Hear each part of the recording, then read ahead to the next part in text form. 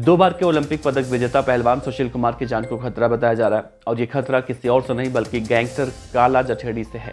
क्योंकि आपको याद होगा पिछले साल यानी कि 2021 में 4 से 5 मई की दरमियानी रात सुशील कुमार पहलवान ने सागर धनखड़ नाम के एक जूनियर पहलवान की पीट कर हत्या कर दी थी। और इस मामले में इसी 12 अक्टूबर 2022 को ये दिल्ली की एक कोर्ट ने ये फैसला सुनाया कि सुशील कुमार के साथ साथ उन सभी 20 आरोपियों पर, जिसमें से 18 तो गिरफ्तार हो चुके हैं और 2 अभी इस पूरे मामले में फरार बताया जा रहा है और उनकी फरारी को 1.5 साल से ज़्यादा का वक्त तो बीत चुका है, लेकिन अभी तक वो पकड़े नहीं गए। लेकिन इन सभी आरोपियों के खिलाफ अब हत्या का केस चलाने की कार्यवाही शुरू हो चुकी है और इसी मामले में 15 अक्टूबर को यानी कि अब से 2 दिन पहले जब सुशील कुमार को कोर्ट में पेश करना था सभी आरोपियों के साथ, तो सुशील कुमार को कोर्ट में पेश नहीं किया गया। चूंकि जिस तरह से रोहिणी की कोर्ट में जितेंद्र गोगी की हत्या हुई थी, तो उसी डर से सुशील कुमार की सुरक्षा को देखते हुए इस पूरे मामले की सुनवाई करने के लिए जज साहब खुद लॉकअप में पहुंच गए और सभी आरोपियों से वहीं पर जो कोर्ट की कार्रवाई होती है तो लॉकअप के अंदर हुई। इन सब में सबसे अजीब बात तो ये देखने को मिली कि इस मामले में जितने भी आरोपी हैं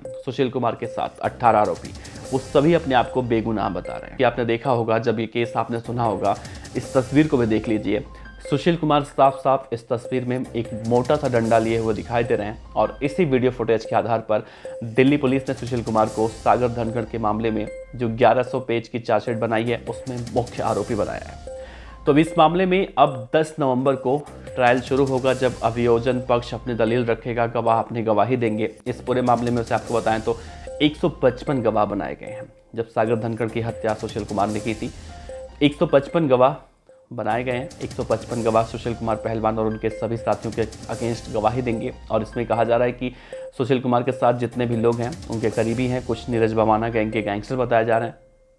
तो इन सभी के खिलाफ अब हत्या का मुकदमा शुरू हो चुका है। 10 नवंबर को इस पूरे मामले में कार्रवाई होनी है। लेकिन सबसे अजीब बात यह है, जहां सुशील कुमार को दिल्ली की रोहिणी कोर्ट में पेश करना था इस मामले में, तो उन्हें रोहिणी कोर्ट में पेश ना करके उनकी सुरक्षा को देखते हुए, सुरक्षा के लिहाज से जज साहब खुद लॉकअप में पहुंच गए और वहां पर जाकर सुनवाई पूरी हुई। वैसे आपको बता दें कि पिछले साल जब 4-5 मई की दरमियानी रात ये खबर आई थी कि सुशील कुमार पहलवान ने जूनियर पहलवान सागर धनखड़ की पीट कर हत्या कर दी, तो इसके बाद ये मामला पूरे देश में इसी तरह गूंज रहा था और हर कोई स्तब्ध था ये जानकर कि एक सुशील कुमार पहलवान जिसने 2 बार देश का नाम रोशन किया, वो सुशील कुमार पहलवान आखिर किसी की हत्या क्यों करेगा या फिर कैसे कर सकता है।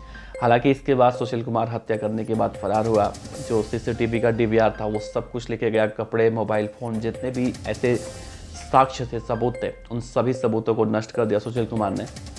और कुछ दिन के बाद दिल्ली पुलिस की स्पेशल सेल ने उसे दिल्ली के रोहिणी इलाके से गिरफ्तार किया था और सुशील कुमार की गिरफ्तारी के बाद कई सारे उसके साथी थे जो धीरे धीरे गिरफ्तार हुए और इसके बाद जो कड़ियाँ परत दर परत खुलकर सामने आई, उससे निकलकर ये सामने आया कि सुशील कुमार न सिर्फ सागर धनखड़ के हत्या के मामले में आरोपी हैं बल्कि उनका गैंगस्टरों से भी तालमेल है।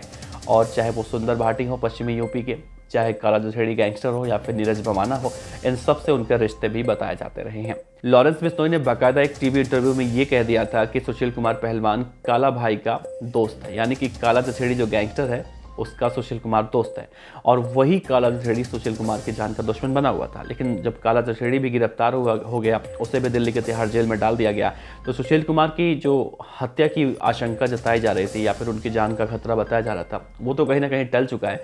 लेकिन फिर भी दिल्ली पुलिस अब इस पूरे मामले में कोताही नहीं बरतना चाहती है, क्योंकि इसी दिल्ली की रोहिणी कोर्ट में पिछले साल ही सितंबर के महीने में जितेंद्र गोगी की गोली मारकर हत्या कर दी गई थी। तो जाहिर है इन सबको देखते हुए अब पुलिस प्रशासन सबकी सुरक्षा को लेकर कहीं ना कहीं मुस्तैद हो चुकी है। अब देखना उस वक्त का होगा, इंतज़ार उस वक्त का होगा जब 10 नवंबर को यानी कि अगले महीने इस पूरे मामले में पहली सुनवाई होगी। अभियोजन पक्ष अपनी दलीलें रखेगा तो क्या कुछ निकलकर जानकारी सामने आएगी। तो बने रहिए आप BDF न्यूज़ के साथ, क्योंकि सुशील कुमार पहलवान के मामले में, सागर धनखड़ की हत्या के मामले में हम शुरू से ही आपको अपडेट देते रहे हैं, ऐसे ही अपडेट देते रहेंगे। देश और दुनिया के तमाम अपराध जगत की खबरों के लिए आप हमारे चैनल को सब्सक्राइब कर सकते हैं। वीडियो अच्छा लगा हो तो लाइक कर सकते हैं और हमें कमेंट बॉक्स में अपने सुझाव देना बिल्कुल ना भूलें। आपका बहुत बहुत शुक्रिया। देखते रहिए BDF न्यूज़। नमस्कार।